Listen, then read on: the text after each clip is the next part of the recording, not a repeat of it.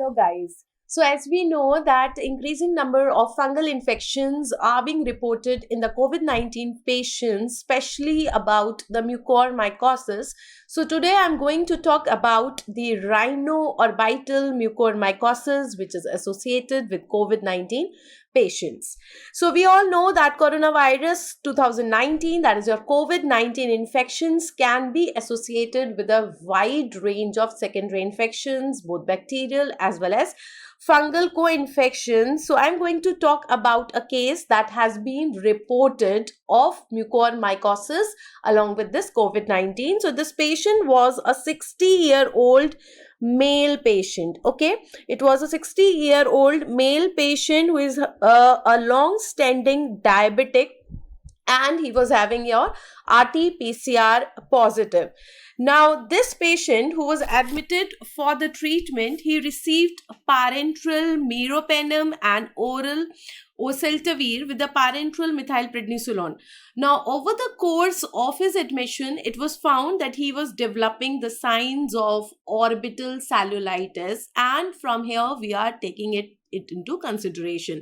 So MRI was done, and it was of the brain, orbits, and the paranasal sinuses. So we will also be talking about what are the things which are important, and they can be asked as a MCQ from your perspective. So if I talk about the ophthalmology involvement, the ocular involvement in the COVID-19 patients, which have been currently talked about, so what are the investigations we are actually looking for? So we are looking for the MRI of brain, orbit, as well as the paranasal sinuses, because it is revealing the soft tissue swelling in the right preseptal, malar, premaxillary, and the retrobulbar regions, along with the paranasal sinusitis. So this is been actually a chain that it is being involving up to the orbital apex through the paranasal sinuses, and the nasal biopsy was done, which revealed a broad aseptate filamentous fungal hyphae, and that was suggestive of mucormycosis.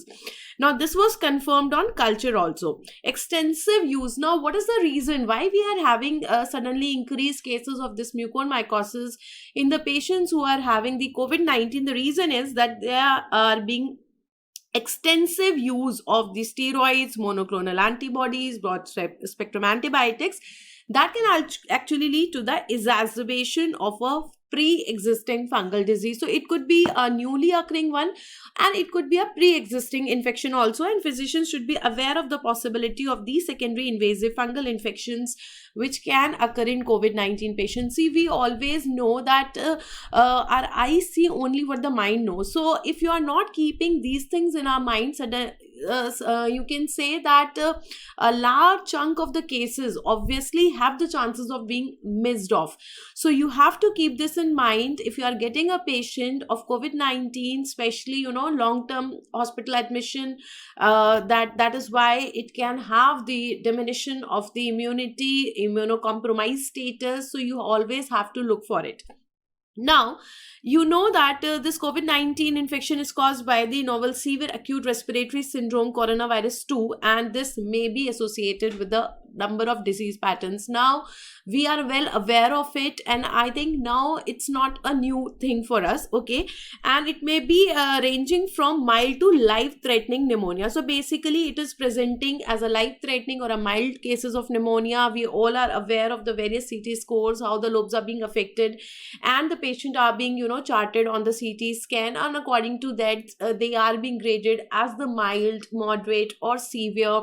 They are being kept at the home, and they are advised remedies at the home itself if it's mild, while if it is moderate or to the severe, they are being hospitalized and given the various treatments. So a wide range of the bacterial and fungal co-infections may exist, and they may be associated especially with the pre-existing morbidity. Now this is again a very important marker, you can say, which is actually deciding the ultimate outcome of the patient in the COVID-19, that whether or not this patient is having some comorbidity, and especially it is your diabetes and lung disease. So if this patient is having pre-existing diabetes or the lung disease, obviously the level of risk involved is very, very high. or it may also develop as a hospital acquired infection, like we can have ventilator associated pneumonia. So in a developing country like ours, where we have got a lot of patients of the type 2 diabetes, means we are flooded with the type 2 diabetes, and you know that this is a well known risk factor. So certainly the chances of these secondary infections and the comorbidities, as well as the risk of mortality and morbidity, is very very high in cases of COVID-19 infections which are occurring in India. And the case of a COVID-19 infection that is being discussed here is the similar kind of a patient who is a known diabetic, and he has developed the rhinoorbital mucormycosis during the treatment for COVID-19 infection. So this patient is a 60-year-old patient, male patient he is, and he was admitted with a 3-day history of severe, there was a breathlessness, fever, there was tachypnea and generalized malaise, and he is a known diabetic more than 10 years. So all those symptoms, you know, which are typically being discussed as a COVID-19 patient, there was fever, there is a breathlessness, there is a malaise, okay, and he is a known diabetic, and he was on the oral anti-hypoglycemic drugs. Now when they did the examination, the pulse rate was 80, BP was 150/90, and on the time of admission he was afebrile, respiratory rate was 26, and oxygen saturation is 86, okay. On the oxygen supplementation, that is 10 liters, when he was being provided 10 liters flow, the saturation that was maintained is 86%. Now the relevant physical examination revealed that yes, there was a bilateral crept at the lung basis, so that was evident of the pneumonia, and the CVS was normal, CNS is also normal, and there is also a non-healing ulcer consistent with the diabetic peripheral vascular disease that is seen on the right foot. Now again, an important thing, if you are having the diabetic foot, yes, we are having the ulcers on the right foot, that means it's a diabetic foot. So if you are having a diabetic foot, that is showing you two things. Number one, that he is a known diabetic, and the duration also, that it is affecting the person's vascular status to a large amount, because now he has started developing the ulcers also. So RT-PCR was done, and it was actually positive. So the patient was COVID-19 positive, and the CT scan was done. I think this is the first investigation that is being done in order to diagnose the level of involvement of the lung. So this CT scan was done, and it showed the multiple patchy ground glass opacities in both the lungs and both the upper lobes, right middle lobe and lingula. Then we have predominantly in a peripheral distribution, which is strongly suggestive of the COVID-19 infection. So if you see, this is the CT scan which is showing the ground glass opacity. So still there is no consolidation that has been found on the CT, but certainly this patient has developed the COVID-19 pneumonia, right? Now the treatment that was started, we can have a look on the treatment that was started. Intravenous meropenem was given, oral oseltamivir was given, intravenous steroids methylprednisolone was given, even dexamethasone was given, and then this was given along with the local protocol, along with the general supportive care. So this is the specialized treatment that is being given as a protocol of the COVID-19 patients. And even the diabetes was managed with insulin adjusted as per the scale based on the pre-meal blood sugar levels. We also get to know that there was a subcutaneous enoxaparin twice daily. So all the things which are necessary and that should be given. You can see the total treatment was given to the patient. He gradually deteriorated with the onset of acute respiratory distress syndrome. So again, an important thing. So being a comorbidity patient, he was having diabetes for the last 10 years. This patient, this did not show an improvement and rather deteriorated over the next few days. And on the day 3 now, he was shifted to a non-invasive ventilation in order to maintain his oxygen saturation. Now he could not do well on 10 liters of oxygen, and he was shifted to non-invasive ventilation.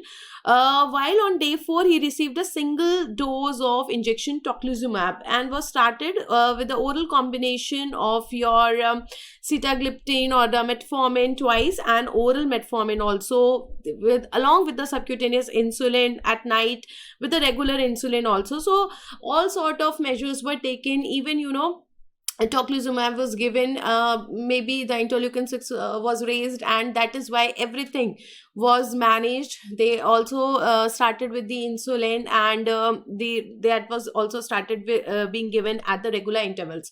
Now when he was checked on day 10, okay, bilateral lid edema. So if you talk about the ocular involvement, the ocular complications, they came on day 10. So on day 10 we are having the bilateral lid edema with the right eye prominence was noted. Now suddenly when everything was going in the directions of the lungs, now you can see that on day 10 there was a right eye prominence with the bilateral lid edema.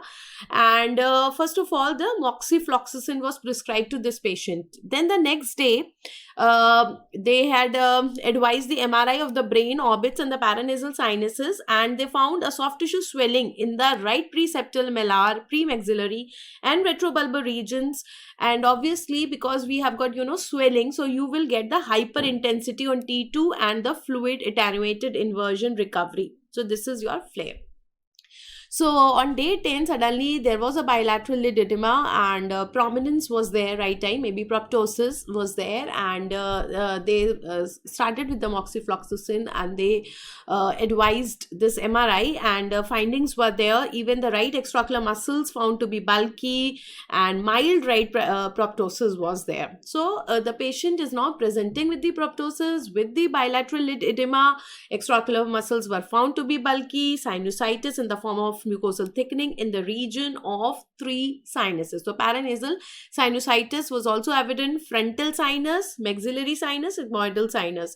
Now I want you to catch hold of this paragraph. Why? Because if you see it from the clinical case scenario point of view, the question that could be formed in your cases, and if it is targeting towards the orbital mucormycosis, this kind of picture they may give, where you can have a lid edema, you can have proptosis, you could be asked a MRI finding, you could be given a MRI finding, where they can give you that there is a soft tissue swelling in this your preseptal or premaxillary malar area, retrobulbar areas, or they can ask you what could be the condition of the extraocular muscles, or they can give you the condition of extraocular muscles and they can ask you the diagnosis, and then they can give you some hint towards the sinusitis. So obviously this clinical case scenario, which is describing everything about the eye involvement, is important, and you can see these are your CT findings. So if you look at A and B, these are the two images which are given. In the A, you can see the hyperintensity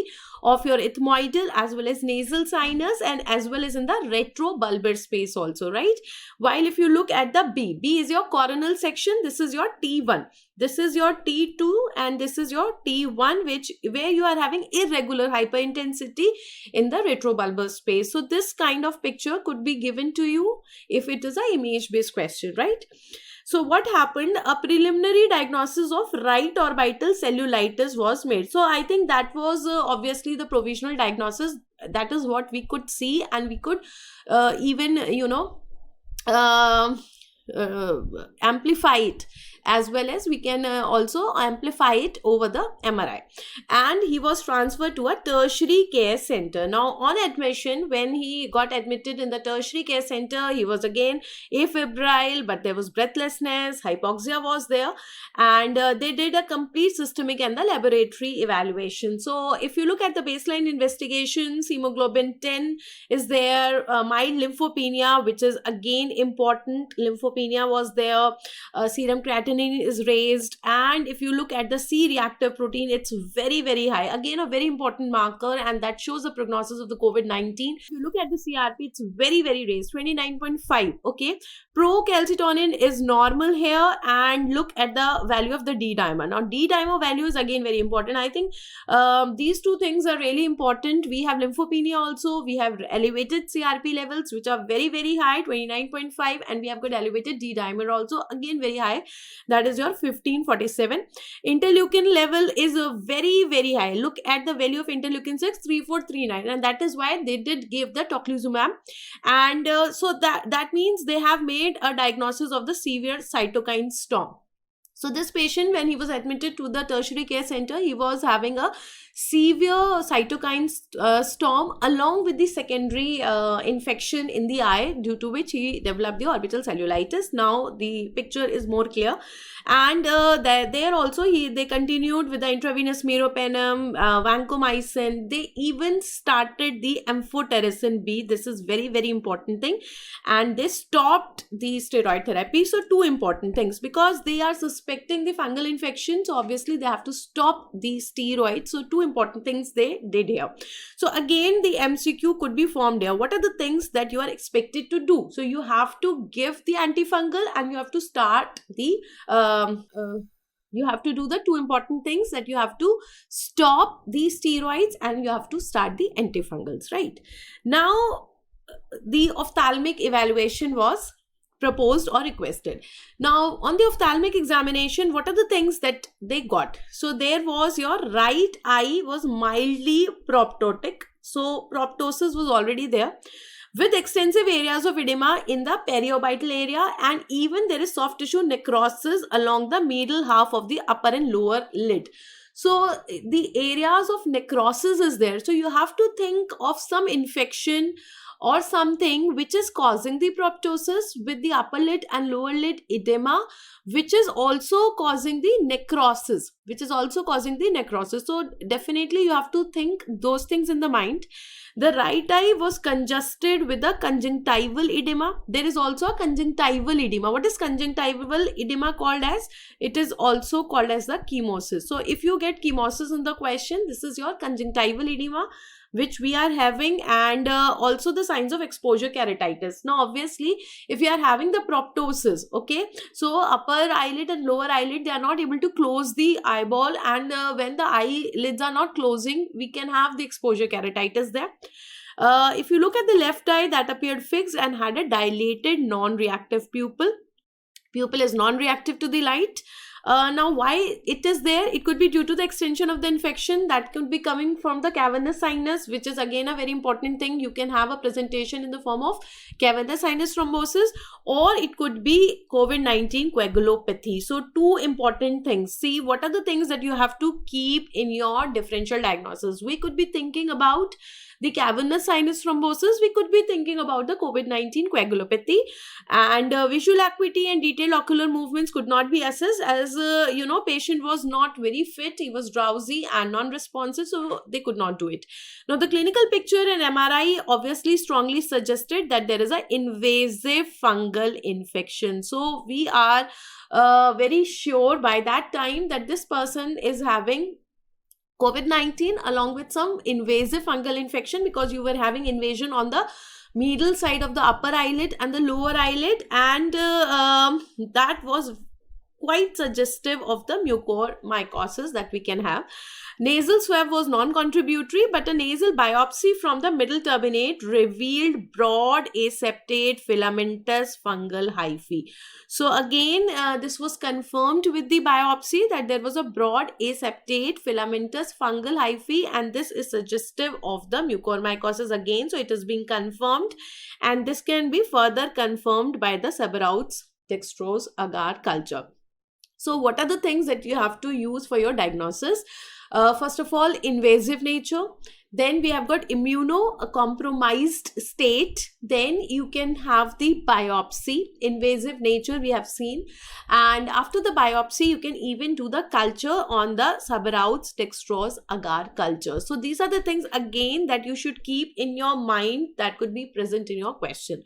The patient continued to deteriorate and he was ventilated, eventually required the inotropic support. So slowly and gradually the patient even deteriorated further, and he came fully on the inotropic support, and due to the persistent hypotension, okay, he actually expired. So if you see all the things about this patient, actually If you see the pre-existing diseases that he was having, the diabetes, previous respiratory pathology, he was on the immunosuppressive therapy, then there was a risk of the hospital acquired infections as well as the systemic immune alterations, because COVID-19 itself is also leading to the immune alterations. Okay, all this lead to the secondary infections, and they are being recognized, and there is increasing mortality and morbidity due to these infections. So if you look at the patient, there was a review here that a patient had secondary bacterial or fungal infections. Okay, so a lot of patients, about 8% of the patients had a secondary bacterial or the fungal infections during the hospital admission. And when retrospectively these patients were seen, there was a lot of use of the broad spectrum antibiotics in these patients, and they may or may not have the secondary infections, evidence of secondary infections, but yes, quite a lot of many patients did showed also. So current guidelines in India recommend that we can give intravenous methylprednisolone for 3 days if it is a moderate case, and dose has to be lower, that is 0.5 to 1. But if it is a severe case, then you can have to give a more dose, that is 1 to 2 milligram per kg per day. Okay. So we know that there are certain, pathophysiological features of the COVID-19 that may actually permit, and that is inviting the secondary infections. Also, propensity to cause extensive pulmonary disease, and obviously the risk of the invasive fungal infections are very, very high because of the severe immune dysregulation. So basically this COVID-19 is also attacking at the immune system, and that is also the reason that we have got reduced number of T cells. Also we have CD4 T cells, CD8, all these cells are decreasing, and that is also a reason why we are having more and more infections there.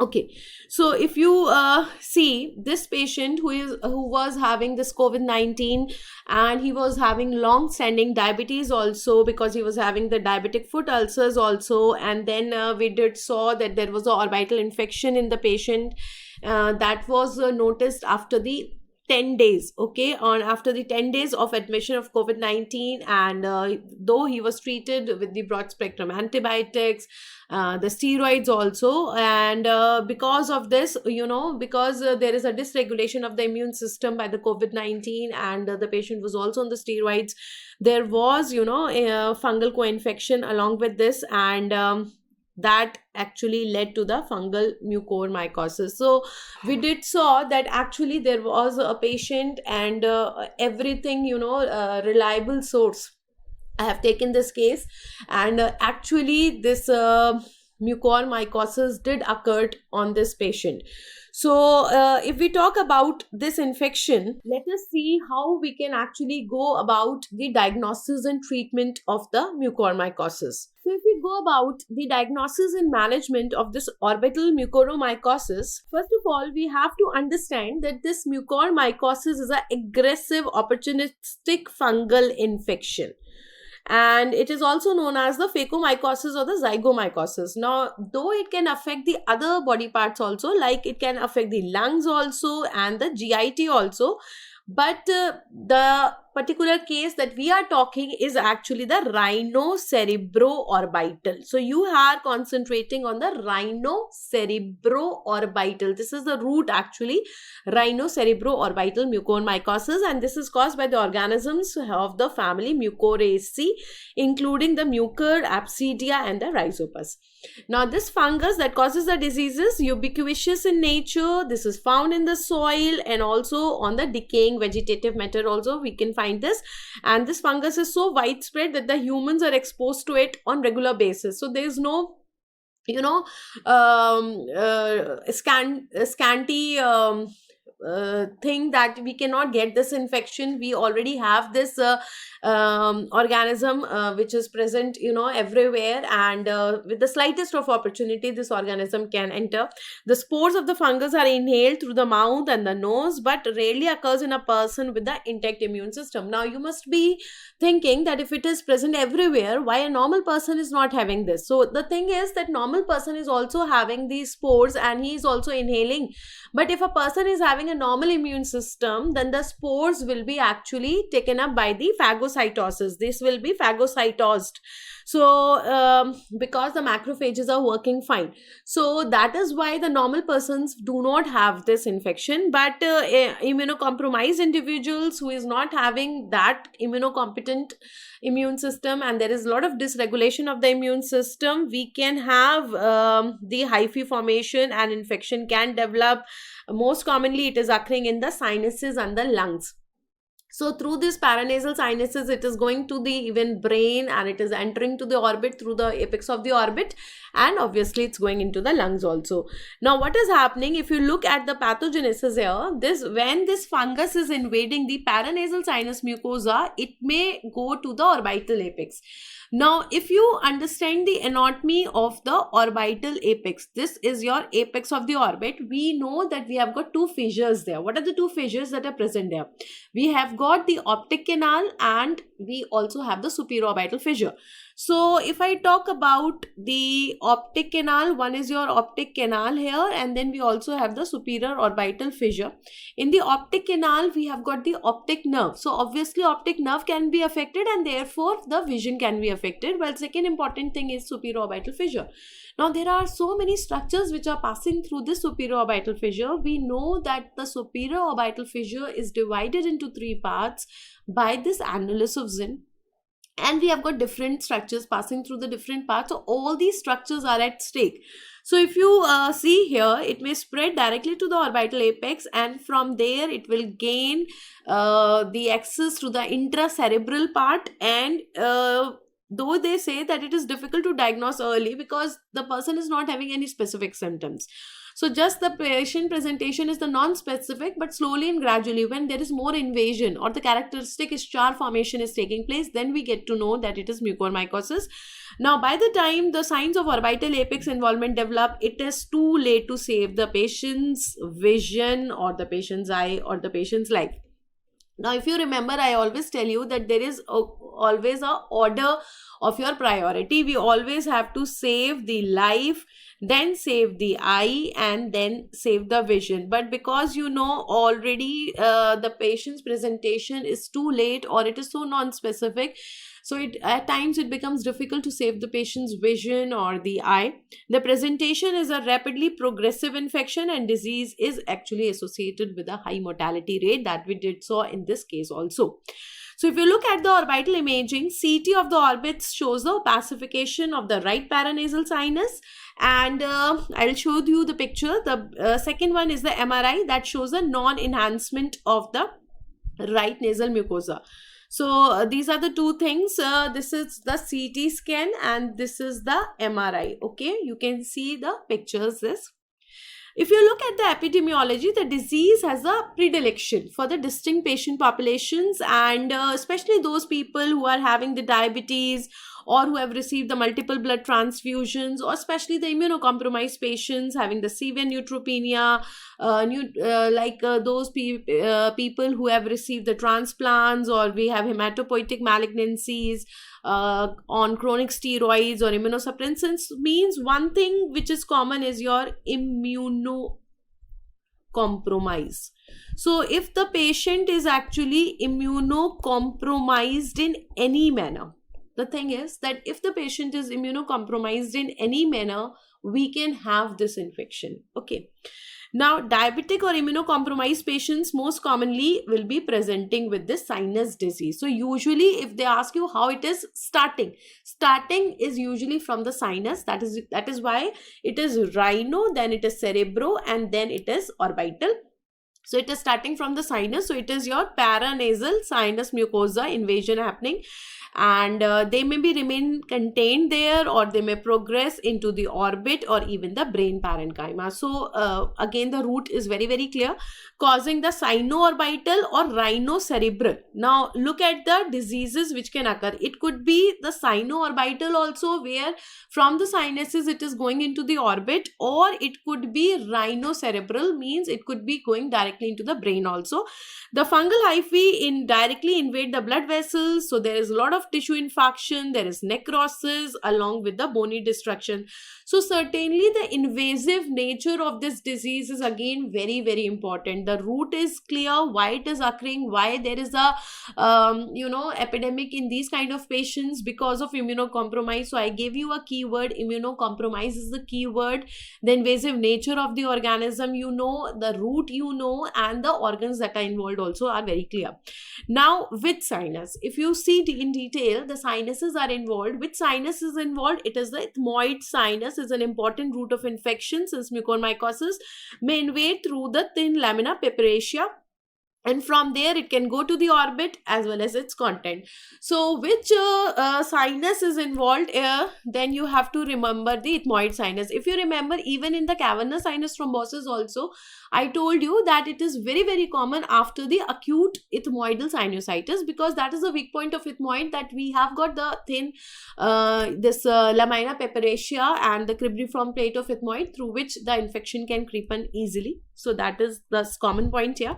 And from here the organisms may extend posteriorly to the orbital apex. So if you see here, from the acute ethmoidal sinusitis, it can go to the orbital apex, and because it is going to the orbital apex, there could be a orbital apex syndrome. So it could be ethmoidal sinusitis. So what are the things that you can have in your question? We can have acute ethmoidal sinusitis. We can also have the orbital apex syndrome. We can also have the orbital apex syndrome. So another presentation could be like this, or it could be a cavernous sinus thrombosis, because from the acute ethmoidal sinusitis, this patient can also present with cavernous sinus thrombosis. So we could be having that also. And we know that at the orbital apex, I've already told you this, that you have got what is called as the optic canal. And optic canal, what are the contents of optic canal? We have optic nerve and we have got the ophthalmic artery. So from the optic canal, the involvement of the optic nerve could be there, and then we have the superior orbital fissure. So we can have the superior orbital fissure syndrome. So all these things you have to take care when you are solving such a question. You can have acute ethmoidal sinusitis, you can have orbital apex syndrome, the involvement of optic nerve, superior orbital fissure syndrome, cavernous sinus thrombosis, the features of all these things, and we can have the involvement of the all the contents also of the superior orbital fissure. All right, so the optic nerve could be involved. Then we can have involvement of superior orbital fissure and its contents. What are the contents of superior orbital fissure? Let's revise once. If you look at the superior part, say we will have superior ophthalmic vein, and along with this we have got the LFT. What is LFT? Lacrimal, frontal and trochlear, right? Then we have got the middle part. So in the middle part, what are the things we have? So lacrimal and frontal were the parts of the fifth nerve. So the next one that is left is your nasociliary one. Then you have got the sixth, that is your abducens, and then you have got the third nerve, both superior as well as inferior divisions. Then talking about the inferior part of the superior orbital fissure, we have inferior ophthalmic vein. So all these nerves, you have third nerve, fourth nerve, fifth nerve, sixth nerve, superior ophthalmic vein, inferior ophthalmic vein, obviously all these could be involved, and therefore we could have the features. What are the features that we can have? We can have diplopia, we can have ophthalmoplegia, even the sensory loss due to the trigeminal nerve, and it can go to the cavernous sinus. So see that I have already told you. And from this cavernous sinus, then ultimately it can go to the brain also. So brain abscess, cerebral abscess also we can have. So it will start with the paranasal sinusitis, especially the ethmoidal sinusitis. From there it is going to the brain. It can cause the intracerebral abscess, or it can go to the apex of the orbit, and there it is affecting the optic nerve, contents of the superior orbital fissure. It can cause the superior orbital fissure syndrome. It can cause the involvement of optic nerve, and it can also cause the cavernous sinus thrombosis. Then It can also cause the vascular thrombosis and the infarction in the brain. Now, in general, therefore, I can say that it is aggressively invasive disease, and thus progression of the infection is very, very rapid. So it's a invasive disease, it's a rapid disease, it is a disease of the immunocompromised status. Let us see what could be the presentation of this patient. So this patient of sinus mucormycosis may be associated with the non-specific symptoms that we discussed before also, that because of the non-specific symptoms, usually the diagnosis is late. We have got the nasal congestion. So simply any sinusitis, we have post-nasal drip or the dark blood-tinged purulent rhinorrhea. We could have the sinus tenderness and the general symptoms of sinusitis like headache, hair fever, hair malaise. And the problem is that this condition can lead to angio invasion. So that is a lot of problem, that we can have the angio invasion and tissue infarction, and that is why it is a invasive disease. And so we can have the infection of the ethmoidal sinus, then it is penetrating, it is invading through the bone, it is invading through the soft tissues, and we can have a ischar over the infected area. Like for example, can you see this black area? This is the ischar formation. So that is very, very typical of your mucormycosis. If you are getting this kind of a picture, your life becomes easy then. What is this? This is actually a black necrotic ischar over the nasal turbinates. Also, you could find over the hard palate. That is actually typical of maxillary sinus involvement. So basically, the ischar formation is typical of mucormycosis. The location of ischar depends upon which area is involved. As the infection progresses, you can have later symptoms like we can have facial or periorbital swelling, numbness, blurred vision, all the things which you were studying in the proptosis, especially the cavernous sinus thrombosis. Also you will find here chemosis, that is your conjunctival edema.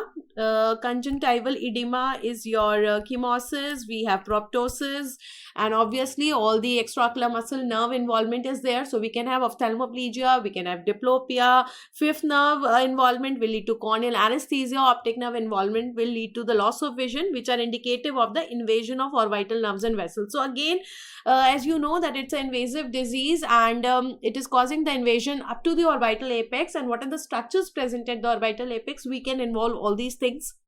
The occurrence of the mental status changes, hemiparesis, seizures. So after that, it can go to the brain. So all these things are showing you the brain involvement. If I am having the hemiparesis or the seizures are there or some mental status changes, that means it has invasion has reached up to the brain. The time from the onset of the initial symptoms, if you look at the time to the late symptoms, and the signs are diagnostic of the disease, that may be as short as 1 day also. The development of the late symptoms and signs indicates a poor prognosis. So if the patient is actually developing the late signs and symptoms also, that means it shows a poor prognostic factor. Diagnosis depends upon the imaging also. The CT, MRI findings should be seen. So with the sinus involvement, you have to do the MRI, and both T1 and T2 intensity images have to be done with a focal lack of enhancement in the areas of devitalized sinus mucosa. So if you see those areas which are having a devitalized sinus mucosa, you can think about these diseases. With the involvement of the cavernous sinus, you can see the CECT.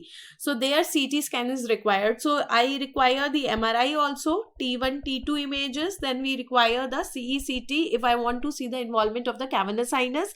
And that will show the lack of enhancement in this region. Why there is a lack of enhancement? Because we are having cavernous sinus thrombosis. So one of the presentation, as I am telling you again and again, is the cavernous sinus thrombosis, which we have discussed so many times, and which is an important topic in itself also. So we could have the thrombosis in the due to this invasive fungus, and that is why there could be a lack of enhancement on CECT. Other radiographic findings can be mucormycosis, including a rim of soft tissue thickness along the paranasal sinuses, because there is a paranasal sinusitis. So we could have the findings consistent with that also. There could be fluid levels in the sinuses, there could be bony destruction because it's an invasive disease. Because these are often non-specific findings, it may be difficult to distinguish this mucormycosis from the other sinoorbital conditions. Now, though, if you are having that discharge formation, then you are relatively clearer about the mucormycosis. But if you are seeing these invasive findings on the CT and MRI, we are not particularly sure that it could be only mucormycosis, because you are getting it in some other conditions also. However, once a diagnosis of mucormycosis has been made, then we can take the help of the CT and MRI in order to delineate the extent of infection and from which areas we require the surgical debridement. Another important thing that helps us to make the diagnosis is the biopsy. So the signs and symptoms, the radiographic findings are non-specific. So what we can do, we can directly take the scrapings, and for from that area we can send it for your histopathology. And even we can also use the paranasal sinus secretion. So two things we can use. We can use the scrapings, okay, or we can use the paranasal sinus secretions for the biopsy. The fungal invasion may be patchy, so multiple biopsies may be required for definitive diagnosis. Again, a very important thing. So because CT scan findings or MRI findings are good findings, but they are comparatively non-specific. So I need to do the biopsy, I need to do the direct histology from the scrapings, I can use the paranasal sinus secretions, and I need to do multiple biopsies, because we are getting the patchy findings. So one area may not be sufficient to make an ultimate diagnosis. Biopsy may need to be repeated also. Yet the patient has the signs of progressive orbital involvement, and imaging also repeat shows the involvement of sinuses. So sometimes what happens that one or two biopsies you may tend to get negative also. So obviously you have to repeat it once you're 100% sure that the biopsy is negative, only then you have to stop. Otherwise you will have to repeat it if you are consistently getting the findings on imaging as well as the clinical orbital involvement.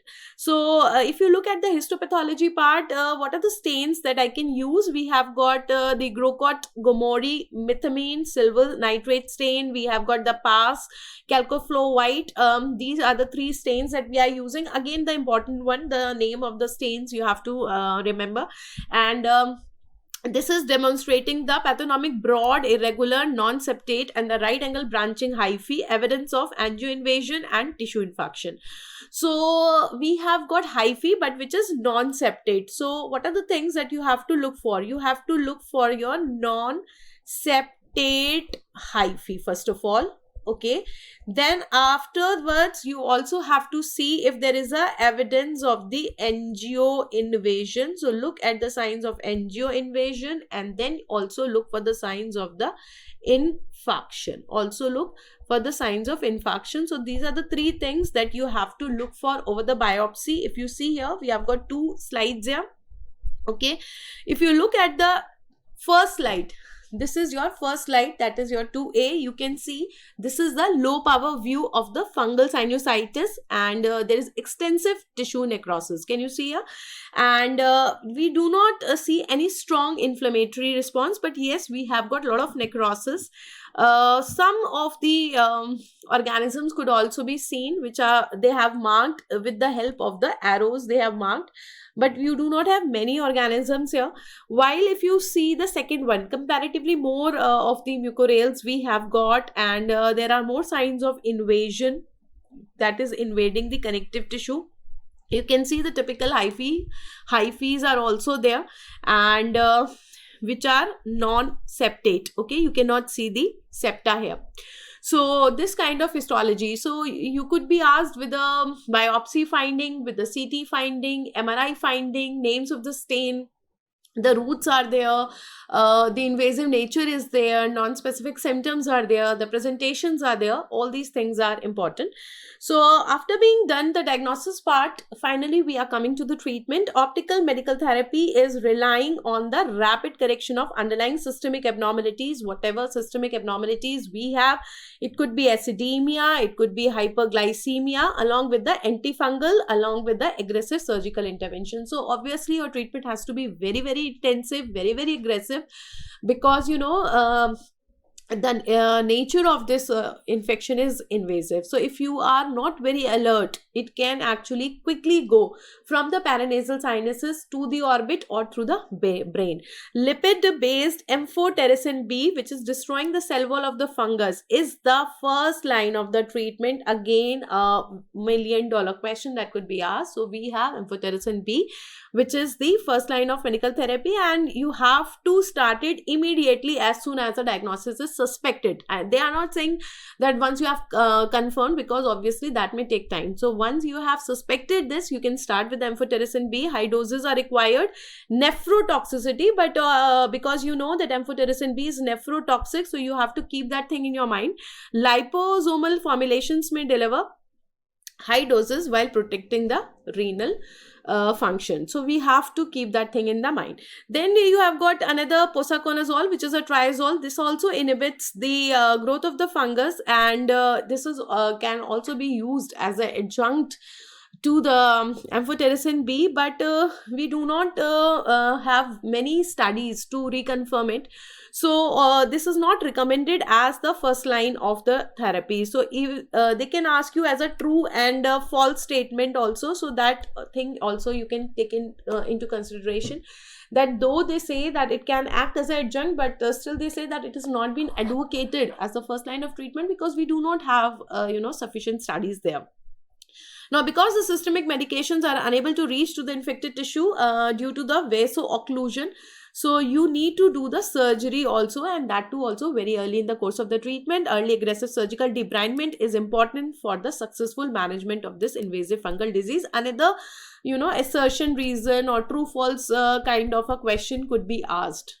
This can be done endoscopically also. You can do it by the open approach also, and the goal is you have to remove the necrotic tissue. So that debridement means actually the removal of the necrotic tissue, and whenever you have the invasive infection, you have to do this debridement. That is always important. And what is your goal? That you have to remove this necrotic tissue. Involved tissues rarely bleed, so the surgeon should debride until normal, well-perfused bleeding tissue is encountered. Again, a very, very important thing, what should be the endpoint? So the endpoint is that till the bleeding tissue comes, because necrotic tissue will not bleed. So until you get well-perfused, good tissue which is having bleeding, you have to keep on removing it. Daily repeat debridement may be needed until there is a clinical improvement, and if there is an extensive spread or vital exenteration along with the removal of sinuses also may be necessary. So what are the things that you may need to do depends upon the extent of the disease actually. Lastly, we talk about the prognosis. Before the advent of amphotericin B, the mortality rates associated were as high as 90%. So if you look in terms of survival, it's just 10%.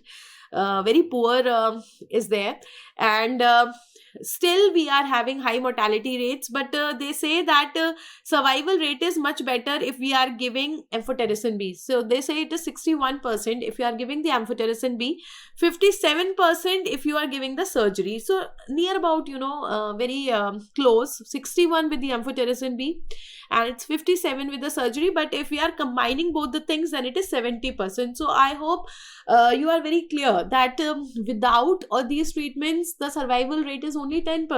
That is the mortality rate, that is 90%. And when we are giving these treatments, medical and surgical treatment, we are bringing actually the survival rates about 70%. So obviously a lot of improvement is there. What is the overview? Because mucormycosis may involve the orbit and the ocular structures, ophthalmologist may be the first physician to see a patient with this highly morbid condition. So thus it is important to have this disease in the differential diagnosis, as a delay in the diagnosis may be fatal. So now we have come up to the point that from where I started, that the eye sees only what the mind knows. So whenever you are having the ocular involvement in a patient of COVID-19, RT-PCR positive, and we have pneumonia, and we have got all the other things, always keep the chances of orbital mucormycosis in your mind. And I think you can start the amphotericin B as early as possible, and depending upon the extent, you may go further to the debridement and the surgery. That is the best thing that we can do as far as decreasing the mortality rate is concerned. Aggressive medical and surgical management has to be given, and patients will require co-management with multiple services, because here also we have multiple organ involvement. We can have involvement of sinus, the eye, the brain, and lungs are already involved.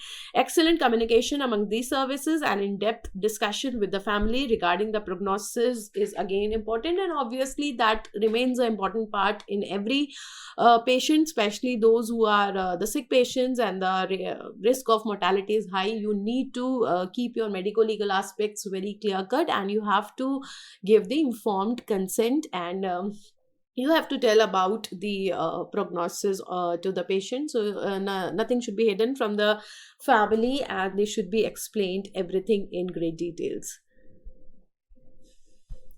So I hope you get some insight about the rhinoorbital cerebromucormycosis in a patient of COVID-19. And I tried to take a case which is actually a living case that has been studied few months back, and the case study was presented so that you get a real insight. See, we do not have much idea about the type of infections that are taking place in COVID-19, as it is comparatively a newer disease. That is why I did not want to discuss this infection just on a hypothetical basis. That is why I took a true case which has been presented as a case study, so that you get to know what are the things actually happening.